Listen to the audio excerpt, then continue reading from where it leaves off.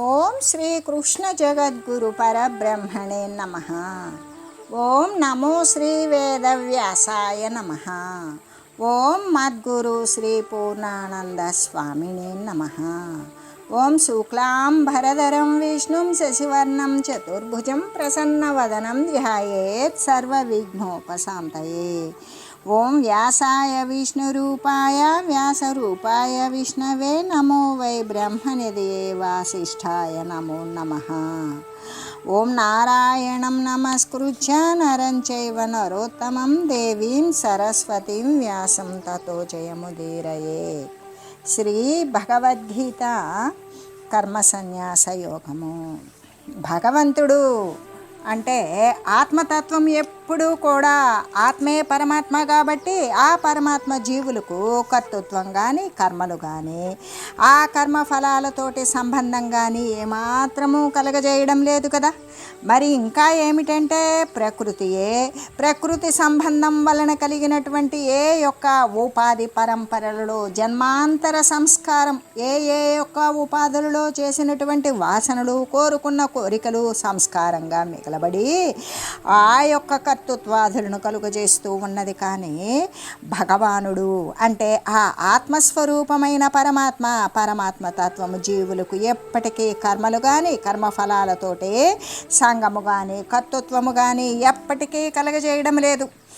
అంటే సృష్టికర్త అయినటువంటి పరమేశ్వరుడు జీవరాశులలో దేనికి కూడా కర్తృత్వ భోక్తృత్వాదులను ఏమాత్రము సృష్టించడం లేదు. ప్రకృతి ద్వారా ఉత్పన్నమైన వారి యొక్క అంటే ప్రకృతి అంటే శరీరాలు దేహాదులే కదా. ఆ యొక్క పొందబడినటువంటి దేహాలతోటి వారి ప్రతి ఉపాధి యందు ప్రతి దేహమునందు వారు సాధించుకున్న సంస్కారాన్ని అనుసరించి జనులు ఆయా కర్మలను చేస్తూ కర్తృత్వము కలిగినటువంటి వారిలై ఆ కర్మల యొక్క ఫలాలని అనుభవించుచున్న వారే అగుతూ ఉన్నారు. అంటే భూమి మీద చల్లినది ఏదైతే చల్లుతామో అదే కదా పండుతుంది. అలాగే వారు దేనినైతే నాటుతారో దానినే కదా అనుభవిస్తారు. మనం ఏదైనా సరే మామిడి విత్తనాన్ని నాటితే మామిడి పండే కోస్తాము, ఆ యొక్క మధుర ఫలాన్ని అనుభవిస్తాము. అలాగే మనం కుంకుడు విత్తనం నాటితే ఆ యొక్క కుంకుడు చెట్టే మొలుస్తుంది, దాని ద్వారా ఉపయోగపడినటువంటి చేదు ఫలాన్ని అనుభవిస్తారు కూడా. అంటే పాప సంస్కారం గనక కలిగి ఉన్నదనుకో దుష్ట కార్యాలు ఆచరించి దుఃఖాన్ని అనుభవిస్తూ ఉంటారు. పుణ్య సంస్కారమే గనక ఉన్నట్లయితే మంచి సత్కార్యాలు ఆచరిస్తారు, సుఖాన్ని అనుభవిస్తారు. కాబట్టి జనులు తమ పూర్వపు పాప స్వభావాన్ని మరి బాపుకోవడానికి సాధ్యము కాదా అంటే బాపుకోవచ్చు. ఇప్పుడు చేసేటువంటి స్వకీయమైన తనదైన పురుష ప్రయత్నం ద్వారా ఉత్పన్నమైన పుణ్య స్వభావము చేత తన పూర్వంలో చేసిన పాప స్వభావాన్ని జయించవచ్చు. అలాగా ఆ పాప స్వభావాన్ని పుణ్య స్వభావము చేత పరాజితం చేసి మంచి మార్గంలో వారు ఇంకా కూడా వృద్ధిని పొందవలసి ఉన్నది కదా. అంటే ఈ యొక్క పాప స్వభావము దుష్ట స్వభావము అభ్యాసము చేత ఎట్లా ఏర్పడిందో అలాగే పుణ్యకార్యాలు పుణ్య స్వభావము కూడా అలవాటు అభ్యాసము చేత మాత్రమే ఏర్పడుతుంది. కాబట్టి నా యొక్క దురదృష్టం ఇట్లా ఉన్నది అని ఎవ్వరూ కూడా దిగులు పడనవసరం లేనే లేదు. ఎవరైతే పురుష ప్రయత్న బలాన్ని వృద్ధి చేసుకుంటారో దాని ద్వారా పుణ్యాత్మకమైనటువంటి సత్కర్మల యొక్క ప్రభావము చేత పరమార్థ బలాన్ని చేపట్టి ప్రతి ఒక్కరూ కూడా కృతార్థులు కావలసి ఉన్నది కదా. దీనిని బట్టి జీవుడు తనను తాను ఉద్ధరించుకోవడానికి మరి తనను తాను పతనం పొందించుకోవడానికి కూడా తనే సమర్థుడవుతూ ఉన్నాడు అనే విషయం మనకి ఇక్కడ స్పష్టపడుతూ ఉన్నది కదా. అంటే తను ఉద్ధరింపబడటానికి తను పతనం చెందడానికి కూడా తానే కారణమని ఈ విషయం నందు మరొకరి సంబంధం లేదు అనే కదా మనకి విచారణ ద్వారా తెలుస్తూ ఉన్నది.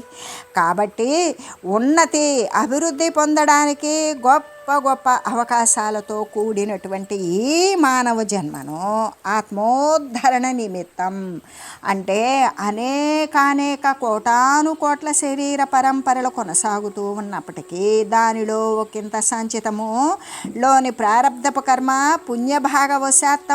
వశాత్తు అనుకోకుండా వచ్చినటువంటి అపూర్వమైన అమూల్యమైన ఈ యొక్క అంటే దుఃఖము నశింపచేసుకునేటువంటిది అజ్ఞానము లేనటువంటి మానవ జన్మను పొంది కూడా అంటే ఎంతో అమూల్యమై మళ్ళీ కూడా ఇటువంటి ఒకవేళ ఈ మానవ శరీరం దుర్భరంగా చేయరాని పనులు చేస్తూ మళ్ళీ వృధాగా ఏ ప్రయోజనం లేకుండా వ్యర్థంగా గనక పోగొట్టుకుంటే మళ్ళీ ఇదే ఉపాధి వస్తుంది అనేది లేదు కదా. కాబట్టి ఈ మానవ జన్మను ఏం చేయాలి? రాక వచ్చినటువంటి మానవ జన్మ తనను తాను ఉద్ధరించుకోవడం కోసం దానిని ఉపయోగపెట్టుకోవాలి. అది రాక వచ్చినటువంటి అవకాశం ఎప్పుడైనా మానవ జీవితంలో అనేక స్వప్రయోజనాల కోసం ప్రయత్నం చేసే సమయంలో ఎప్పుడో ఒక సదవకాశం వస్తుంది. ఆ సదవకాశం అనేటువంటిది సద్వినియోగం చేసుకోలేదా మళ్ళీ కూడా వాడు దుష్టమైనటువంటి విషయాలలో పడి అట్లా వెంపర్లాటంతో ఆ జీవికను కొనసాగించవలసిందే. అలాంటిదే అంటే వచ్చేటువంటి చాలా తక్కువగా ఉన్నటువంటి ఆ యొక్క సదవకాశాలు అనేటువంటిదే ఈ యొక్క మానవ శరీరం. అనేక దేహ ఉత్పన్న పతనాలలో వచ్చేటువంటిది ఏ ఒక్క పుణ్యవశాత్తు సౌభాగ్యవశాత్తు వాడికి వచ్చినటువంటి ఈ మానవ జన్మను తనను తాను ఉద్ధరించుకునే నిమిత్తం మరొక శరీరాన్ని పొందకుండా ఉండే నిమిత్తం ఆత్మోద్ధరణ తన ఆత్మ పరమాత్మ తత్వమే అని గ్రహించడం మాత్రమే బ్రహ్మవిద్ బ్రహ్మైవ భవతి. ఎవడైతే నేను బ్రహ్మమును అని తెలిసిందో వాడు బ్రహ్మం అవుతాడా? తెలిసిన తరువాత వాడు సాధించవలసినటువంటి విషయాలను సాధిస్తూ నిరంతరం పరబ్రహ్మ అనుసంధానము చేత మాత్రమే పరబ్రహ్మతత్వాన్ని అనుభవ సిద్ధి ద్వారా పొందగలుగుతాడు. ఆ విధంగానే తన యొక్క ఆత్మతత్వాన్ని తాను ఉద్ధరించుకోవాలి. మళ్ళీ కూడా పరిచ్ఛిన్నమైనటువంటి ఈ ఉపాధులలో పడకుండా అపరిచ్ఛిన్నమైన సర్వవ్యాపకమైన పరమాత్మ యందు పరివ్యాప్తం అవడం కోసమే తన యొక్క ఉపాధిగతమైనటువంటి విషయాలను కోరికలను వాంఛలను సంస్కారాలను కూడా రాక వచ్చినటువంటి సదవకాశము అయినటువంటి మానవ జన్మయందు దానిని ఉపయోగించుకొని తన యొక్క స్వస్వరూప సాక్షాత్కారము చేత పరబ్రహ్మతత్వాన్ని పొందగలిగేటువంటి జన్మే సువర్ణ అవకాశమే ఈ మానవ దేహం అని చెబుతూ అంటే తనను తాను ఉద్ధరించుకునే నిమిత్తం సద్వినియోగం చేసుకోవడం అనేటువంటిది ప్రతి మానవుని యొక్క కర్తవ్యము కూడా.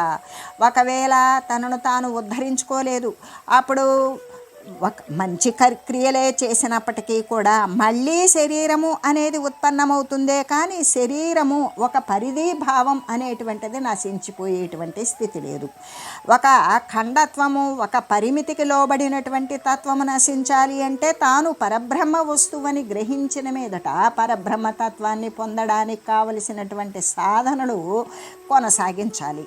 అది జ్ఞానమాత్రము చేత జ్ఞానాన్ని అవలంబనగా చేసుకొని జ్ఞానం యొక్క ఆధారముతోటి తత్వ విచారణ గావిస్తూ ఆ యొక్క మహనీయుల యొక్క సేవ ద్వారా సత్యాస్త్రాల యొక్క అధ్యయనం ద్వారా తన యొక్క సాధన పటిమ ద్వారా ఎన్ని ఆటంకాలు ఎదురు వచ్చినప్పటికీ కూడా తన యొక్క స్వంత సదనమేంటి పరబ్రహ్మతత్వమే తన ఇల్లు అనేటువంటి విషయం తెలిసినవాడు అనేక ఉపాధులను ధరిస్తూ వచ్చేటువంటి పరిస్థితి ప్రక్రియ నివారింపజేసుకోవడానికి ప్రయత్నిస్తూ తన యొక్క పరమాత్మ సాధన యందు తాను పరమాత్మ స్వరూపమే అని తాను తన యొక్క అంతర్గతంగా ఆ యొక్క విశుద్ధ చైతన్యాన్ని ఎప్పుడైతే దర్శించి అదే తాను అని మరి సంకల్పించి ఆ సంకల్పమే ఆత్మానుభవ సిద్ధిలో వాడు నిజం చేసుకుంటాడో ఆ సిద్ధి అనేటువంటిది అనుభూతికి చెందినప్పుడు వాడు బ్రతికి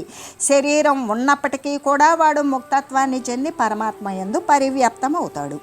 అటువంటి కర్తవ్యం ప్రతి మానవుని యందు కూడా ఉన్నది. అందుకే రాక వచ్చినటువంటి మానవ జన్మను, మానవ దేహాన్ని ఉపయోగించుకోవాలి. ఉపయోగించుకొని తనను తాను ఉద్ధరించుకునే నిమిత్తం దానిని వ్యర్థం చేసుకోకుండా సద్వినియోగం చేసుకోవాలి. అంటే జీవుల యొక్క కర్మలలో భగవంతునికి ఏమైనా సరే ఎంత సంబంధం ఉన్నది అంటే, జీవుల కర్మలలో కానీ ఆ జీవుల యొక్క సంబంధంలో కానీ భగవంతునికి ఏమాత్రము సంబంధం లేదు. మరి దేని వలనైతే జీవునికి అవి కలుగుతూ ఉన్నవి అంటే, కేవలం ప్రకృతి జన్యమైనటువంటి శరీరాలను ధరించడం వల్ల ప్రతి శరీరమునందు కూడా తాను కంటూ తీరకుండా మిగిలినటువంటి ఏ వాంఛలైతే ఉన్నవో ఆ వాంఛలు సంస్కారాలుగా మరి అనేక శరీరాలు ఉత్పన్నం కావడానికి కారణం అవుతున్నవి.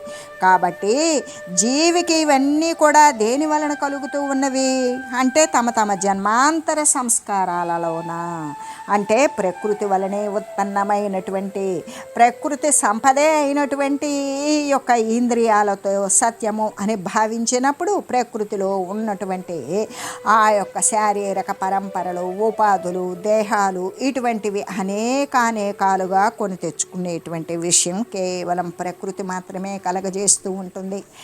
కానీ జీవునికి అసలు ఏమాత్రము కూడా జీవుని యొక్క పుణ్యపాపాలతోటి భగవంతునికి సంబంధం లేదు అనే విషయాన్నే కదా తెలియజేస్తూ, నాదత్తే కస్యచిత్ పాపం నచైవ సుకృతం విభు అజ్ఞానేనావృతం జ్ఞానాతేన ముహ్యంతి జంతవః. పరమాత్మ ఎవ్వని యొక్క కానీ అంటే ఏ జీవి యొక్క, ఏ శరీరధారి యొక్క, ఏ యొక్క దేహగతుని యొక్క పాపం కానీ పుణ్యం కానీ పరమాత్మ స్వీకరింపదు. అజ్ఞానము చేత జ్ఞానము కప్పబడి ఉంటుంది. ఎప్పుడైనా నిజ వస్తువుని చూడాలి అంటే అబద్ధమైన ఆవరణ ఏదైతే దానిపై ఆచ్ఛాదితమై ఉంటుందో ఆచ్ఛాదితమైనటువంటి అజ్ఞానము అనే ఆవలకు దూరీకరించినప్పుడు మాత్రమే అప్పుడు నిజ వస్తువు అనేది కనబడుతుంది. ఇక్కడ అజ్ఞానము అంటే శరీరాల యొక్క తాపత్రయాల చేత జ్ఞానము అనబడేటువంటి శుద్ధ చైతన్యాన్ని కప్పివేసి ఉన్నది. ఆ శుద్ధ చైతన్యాన్ని అజ్ఞానము ఆ యొక్క కప్పివేసింది. అంటే అజ్ఞానము చేత జ్ఞానము అనేటువంటిది కప్పబడి ఉంది. అందుచేతనే జీవులు భ్రమణ పొందుతూ ఉన్నారు. ఏమని? నేను సత్యమని, ఈ లోకము నిత్యము అని. దృశ్యమాన సంబంధమైన పదార్థజనితమైన ప్రకృతి సంబంధమైన శారీరక దేహేంద్రియాలు మొత్తం కూడా సత్యము అని భావించేటువంటి విధంగా భ్రమణ పొందేటువంటి జీవులు దేని కారణము చేత అంటే జ్ఞానము అనేది అజ్ఞానము చేత ఆవరించబడి ఉన్నది. ఎప్పుడైతే జ్ఞానము ఆ విధంగా నిద్రాణ స్థితిలో, సుప్త స్థితిలో ఉన్నదో పైకి జాగరూకమై ఉన్నది అజ్ఞానమే కదా. ఆ అజ్ఞానము చేతనే జీవులంతా కూడా భ్రమణ పొందుచూ ఉన్నారు అని చెబుతూ, అంటే ఒకని యొక్క పుణ్యంతో కానీ మరి పాపంతో కానీ ఏ జీవి యొక్క, ఏ శరీరధారి యొక్క పుణ్యంతో కానీ పాపంతో కానీ ఈశ్వరునికి పరమాత్మకు సంబంధం ఉందా అంటే లేదు. ఆ పుణ్యాలను పాపాలను కానీ వాని యొక్క ఫలాలను కానీ వారు అస్సలకి పరమాత్మ అనేటువంటి దైవస్వరూపము స్వీకరించరు. వారు తటస్థులు. ఎల్లవేళలా కూడా సమస్థితిలో సర్వవ్యాపకంగా సర్వసత్తాక ప్రతిపత్తి కలిగినటువంటి సదా సర్వత్రా సర్వేక సమస్తమునందు కూడా ఆంతరంగికంగా బహిర్వ్యాపకంగా కూడా సమత్వంతో ఉన్నటువంటి వారు కాబట్టి తటస్థులు. ఎందుకు అంటే సాక్షి స్వరూపము పరమాత్మ. అంటే ఇది చేయు, ఇది చేయవద్దు అని చెప్పేటువంటి విషయం కానే కాదు. సర్వభూతాలయందు కూడా, భూతములు అంటే పిశాచాలు, దెయ్యాలు అనేటువంటివి కావు. భూతములు అంటే జీవకోట్లు. అంటే ఒక్క మానవ ఉపాధులే కాకుండా సర్వేక సమస్తమైనటువంటి చర ఆచరములలో కదిలే వాటి యందు కదలని వాటి యందు కూడా నిక్షిప్తమై ఉన్నటువంటి ఏ సాక్షి స్వరూపమైతే ఏ జీవ చైతన్యమైతే ఉన్నదో ఆ చైతన్యమే సాక్షి స్వరూపము. ఇది సర్వ జీవులు యందు అనేక ఉపాధులు యందు కూడా అది సాక్షి మాత్రంగానే వర్తిస్తూ ఉంటుంది. మంచని చెడుని ఏమాత్రము హెచ్చరించదు.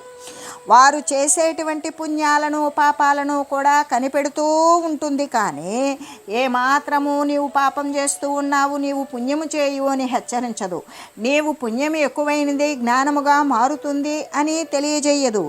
ఈ విధంగా పుణ్యపాపాలను కనిపెడుతూనే సర్వసాక్షిత్వ స్వరూపం ఉంటుంది. కానీ జీవులు ఏ కారణం చేతైనా సరే మోహమునందు పడి ఉన్నారు అనేటువంటి విషయానికి అయితే ఇక్కడ పరమాత్మ ఈ విధంగా వారికి సమాధానం తెలియజేస్తూ ఉన్నారు.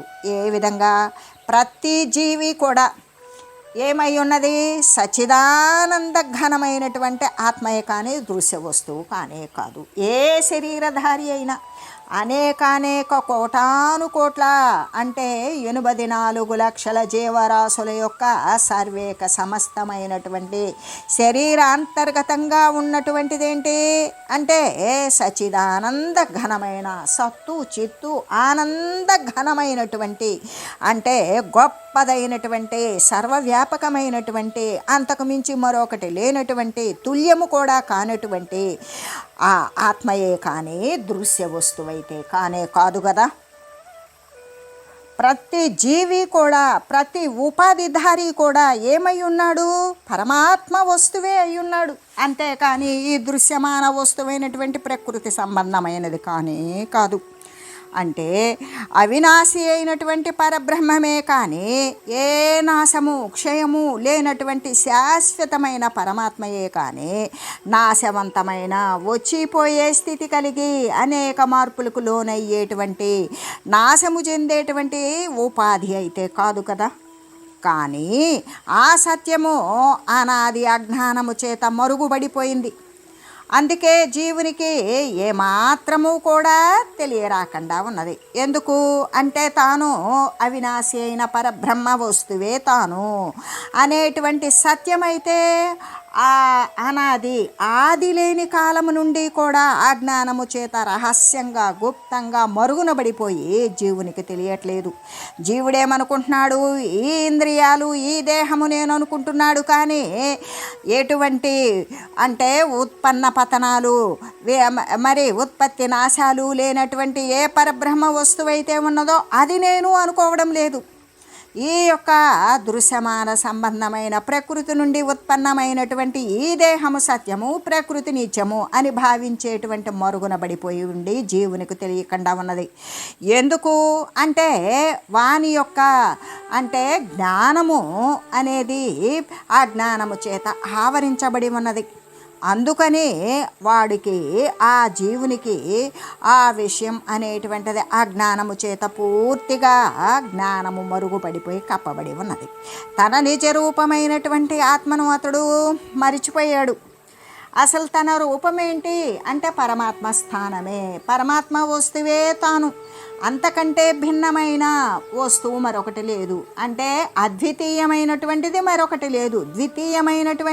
అద్వితీయమైనటువంటి పరమాత్మ తప్ప ద్వితీయమైనటువంటి రెండవది అయినటువంటిది తుల్యమైనటువంటిది కూడా ఇంకొకటి లేదు అనేటువంటి విషయం తనకి తెలియకపోవడానికి కారణం ఏంటి అంటే తాను పరబ్రహ్మ వస్తువు అనేటువంటి సత్య విషయం అజ్ఞానము చేత కప్పబడి ఉన్నది. తన నిజరూపమైనటువంటి ఆత్మను అతడు మరిచిపోయాడు. అలాగా అసలు నా రూపం ఏంటి, నేను పరమాత్మనే అనేటువంటి విషయాన్ని మరిచిపోయి తనను ఏమనుకుంటున్నాడు? ఇంద్రియ సంఘాతమైనటువంటి ఏ దేహమైతే ఉన్నదో అది ప్రకృతి ద్వారా ఉత్పన్నమైనటువంటి ఈ యొక్క ఇంద్రియాదుల ద్వారా ఏర్పడినటువంటి ఈ ఇతరమైన రూపంగా తనను భావిస్తూ ఉన్నాడు. దాని ఫలితంగానే ఈ జననము మరణము, అంటే దాని ఫలితంగానే ఇంద్రియాలు ఉత్పన్నమైనవి కొన్నాళ్లకు మార్పులకు లోనవుతాయి, మరి కొన్నాళ్లకు అవస్థలకు లోనవుతాయి. బాల్యము, కౌమారము, యవ్వనము, వృద్ధాప్యము అనే అవస్థలకు లోనవుతాయి. ఆ తర్వాత ఆ అవస్థల నుండి మరి శరీరం అనేటువంటిది పతనావస్థకు వస్తుంది. పతనమైన తర్వాత వాని వాసనలు విషయాలు అయితే పోవు కదా, శరీరం వచ్చిందా పోయింది, వాని అజ్ఞానం అలాగే ఉన్నది. ఆ అలాగే ఉన్న అజ్ఞానం మరొక రూపాన్ని తయారు చేసుకొని వస్తుంది. ఈ విధంగా వస్తుంది పోతుంది, పుట్టడం చావడం అనే ప్రక్రియ కొనసాగుతూ ఉంటుంది. అందుకే తాను ఆత్మను అనేటువంటి భావన ఎప్పుడైతే మరిచిపోయాడో, దేహము అనేటువంటి ఇంద్రియాలతో కూడిన ఈ పాంచభౌతికమైనటువంటి విషయాల రూపంగానే తనను భావిస్తూ ఉన్నాడు. కాబట్టి దాని ఫలితంగానే అనేక ఉపాధులతో ఉత్పన్నమవుతూ ఉన్నాడు. ఒక ఉపాధిని వదిలి మరొక ఉపాధి. ఏది జలుక తృణములాగానే గడ్డి పురుగు ఏం చేస్తుంది, ముందు గడ్డిని పట్టుకొని వెనక గడ్డిని వదిలేస్తుంది, మళ్ళీ కూడా అది ముందు గడ్డిని పట్టుకొని వెనక, ఈ విధంగా జలుక తృణములాగానే నడక కొనసాగించినట్లుగానే అనేకమైనటువంటి ఉపాధులను పొందుతూ వదులుతూ ఈ జననము మరణము అనేటువంటి రూప సంసార బంధంలో తగులుకొని ఈ జీవి దుఃఖాన్ని పొందుతూ ఉంటుంది. ఎందుకు? తన స్థానం మరిచిపోయింది, తన స్వరూపం మరిచిపోయింది. తన స్థానం పరమాత్మ సాధనము, తన స్వరూపము పరమాత్మ స్వరూపము. ఆ విషయం మరిచిపోయినప్పుడు నేను దేహాన్ని, నేను ఈ ప్రకృతిలో ఉన్నటువంటి విషయాలను వినియోగించుకుంటున్నాను. ఈ ప్రకృతి సంబంధమైన దృశ్యమాన సంబంధమైన వస్తుతతి సత్యము. ఈ దేహాలతోటి నేను ఆ యొక్క ప్రకృతి నుండి వస్తువులను పొంది ఈ దేహంతో సుఖాన్ని పొందుతూ ఉన్నాను. ఇది సత్యము, ఇది నిత్యము అని భావించడం ద్వారా వాడు అనేక జనన మరణ రూప సంబంధమైనటువంటి బంధంలో తగులుకొని దుఃఖాన్ని పొందుతున్నాడు. ఎందుకు? వాడు ఆశించేది సుఖమైనా కూడా దుఃఖాన్నే అనుభవిస్తూ ఉంటాడు. మళ్ళీ కొద్దిపాటి సుఖాన్ని ఆశ్రయిస్తూ మళ్ళీ సుఖాన్ని ఆశ్రయించుకొని దుఃఖాన్ని పొందుతూ ఉంటాడు. ఈ విధంగా ప్రతి ఉపాధి నందు కూడా సుఖం కావాలి, ఆకలి దప్పికలు తీర్చుకోవాలి, శారీరకమైనటువంటి ఇంద్రియాల తృప్తిపరచాలి అనేటువంటి దుఃఖాలనే పొందుతూ వదులుతూ అనేక శరీరాలను దేహాలను పొందుతూ ఉన్నాడు. అయితే ఈ బంధము శాశ్వతమా అంటే శాశ్వతం కాదు. ఏ విధంగా అంటే ఏ క్షణమునందైతే జీవుడు ప్రయత్నపూర్వకంగా ఆత్మజ్ఞానాన్ని సంపాదిస్తాడు, అది ఎంతవరకు శాశ్వతము అంటే రాకపోకలు కలిగినటువంటి సంసార బంధము అనేటువంటిది ఎంతవరకు కలిగి ఉంటుంది అంటే వానికి ఆత్మజ్ఞానం సంపాదించేటంత వరకు కూడా అనేక శరీరాలను ధరించుకొని వస్తూ పోతూ ఉంటాడు.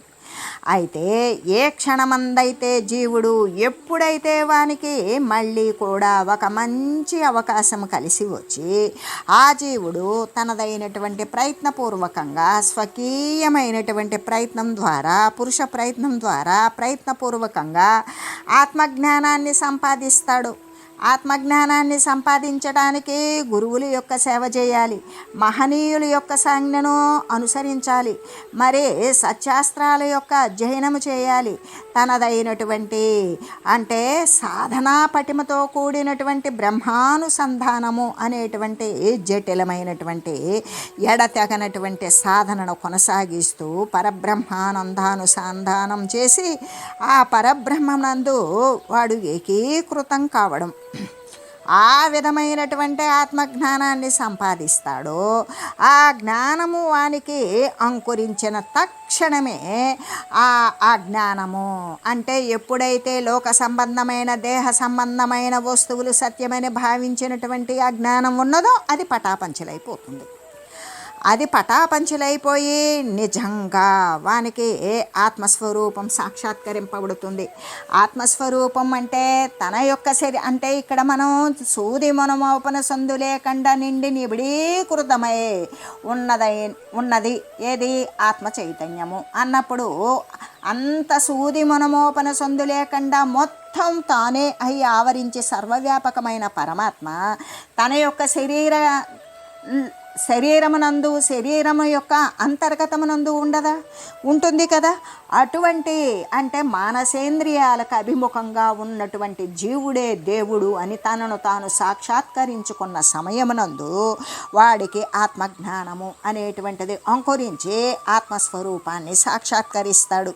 అది సాక్షాత్కరించబడుతుంది. తనను తాను ఎప్పుడైతే సాక్షాత్కరించుకున్నాడో అంతర్బహిర్వ్యాపకంగా లోపల బయట కూడా బాహ్యమునందు భావమునందు కూడా సర్వేక సమస్తమునందు కూడా ఆత్మస్వరూపాన్నే సాక్షాత్కరిస్తాడు.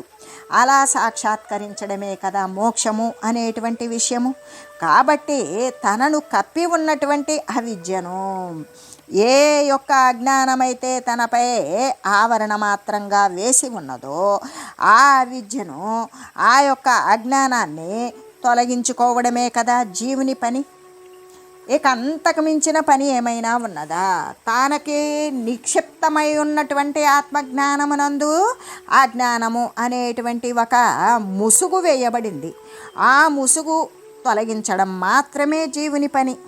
కానీ క్రొత్తగా ఆత్మను కానీ దైవాన్ని కానీ పొందడమా? ఎందుకు? దైవం సర్వవ్యాపి, ఆత్మ సర్వవ్యాపి. ఆత్మయే దైవము, దైవమే ఆత్మ. ఆ సర్వాత్మ దైవస్వరూపమైనటువంటి ఆత్మ ఇక్కడ ఉన్నాడు అక్కడ లేడు అనుకోవడానికి ఏదైనా సరే మరి ఆవరణలు దోషాలు ఉన్నవా? ఎప్పుడైతే తన యందు నిక్షిప్తమైనటువంటి ఆత్మజ్ఞాన దైవ స్వరూపాన్ని సాక్షాత్కరించుకోవడానికి ఏ యొక్క అహంకార జనితమైనటువంటి ఈ శారీరక ఇంద్రియాదుల మూలంగా ఏర్పడిన కర్తృత్వ భోక్తృత్వాదులు ఏవైతే ఉన్నవో ఆ కర్తృత్వ భోక్తృత్వాదుల రూపంలో ఉన్నటువంటి ఏ అజ్ఞానమైతే ఉన్నదో దాన్ని తొలగించుకోవడమే కదా అవిద్య అనేటువంటిది నశింపజేసుకోవడం. ఆ అజ్ఞానం తొలగిందా, ఇక క్రొత్తగా ఆత్మను ఒక చోట నుండి మరొక చోటకి తీసుకొచ్చేది అనేటువంటిది లేదు. ఎందుకు? ఆత్మ అనేది సర్వరూపి సర్వవ్యాపి, తాను ఆత్మస్వరూపమే అవుతాడు అని తెలియజేస్తూ ఓం మంగళం పావన గీతామాతా జయ మంగళం భక్తజనావని బంధ విమోచని భవభయహారిణి భవ్యదాయిని మంగళం. ఓం మంగళం శ్రీ కురుక్షేత్ర రణక్షోణి విహారిణే పార్థసారథి రూపాయ గీతాచార్యాయ మంగళం. ఓం మంగళం మహత్.